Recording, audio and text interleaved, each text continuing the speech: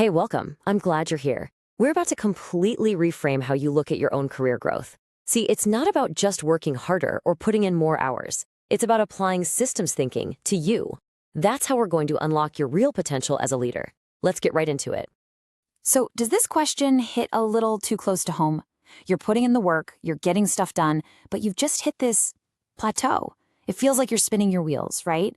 And all that extra effort just isn't translating into more altitude in your career. This is probably the single most common frustration I hear from leaders. And you know what? It's a huge sign that we're just looking at the problem all wrong. Okay, stick with me here, because a principle from 19th century agriculture is about to perfectly diagnose your 21st century leadership problem. It's called Liebig's law.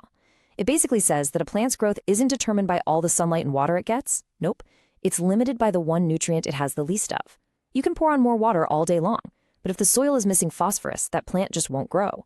The exact same thing is true for you. Your growth as a leader is being held back by your single scarcest skill. I mean, we've all heard this a million times, right? But it's funny how rarely we apply it to ourselves. We love to focus on our strengths, to double down on what we're already good at. But just like that chain, the entire system, the system of you, is held back by that one area that really needs some attention. Piling more effort into your strengths won't do a thing to fix a fundamental weakness. So let's get practical. It is time for a personal audit. We're going to shift from understanding what the problem is to figuring out how to find it inside yourself. And listen, this is not about judgment. It's about diagnosis. Think about it like this. A simple list of your strengths and weaknesses, that's just a dashboard. It tells you what is, but it doesn't tell you why. A real diagnosis goes so much deeper.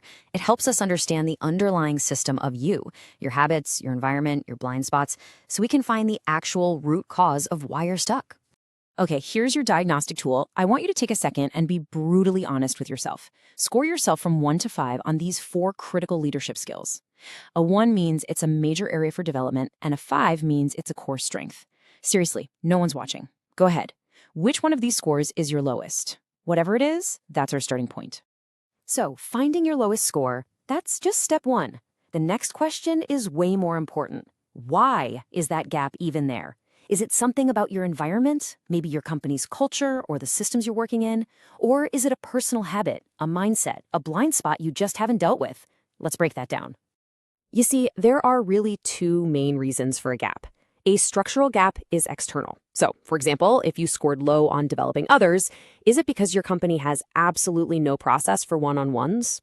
Well, that's a structural problem.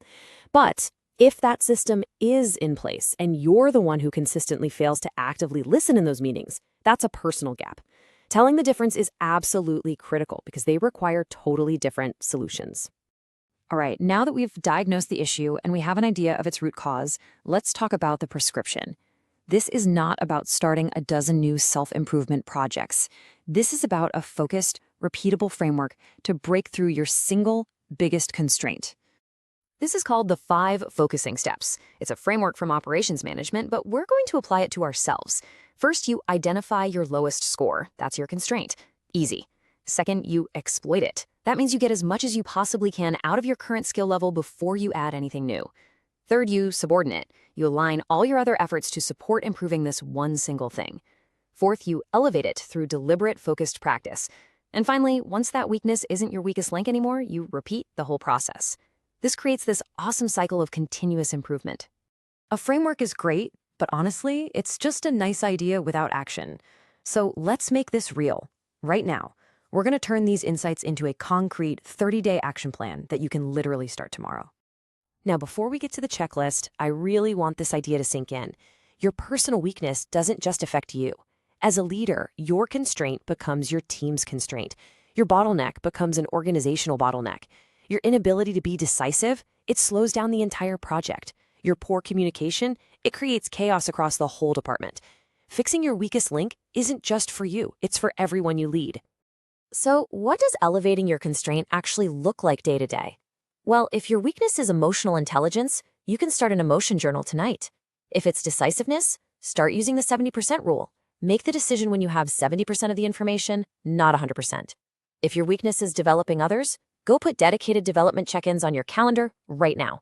You see, these aren't vague goals. They are specific, actionable habits you can build over the next 30 days to systematically raise the bar on your weakest link. So there you have it. We've gone from feeling stuck to having a diagnosis, a framework, and a real plan. So I'll just leave you with this question. Look back at that score you gave yourself. What is the single constraint that's holding you back? And more importantly, what is the one specific action from that checklist you're going to take tomorrow to start elevating it?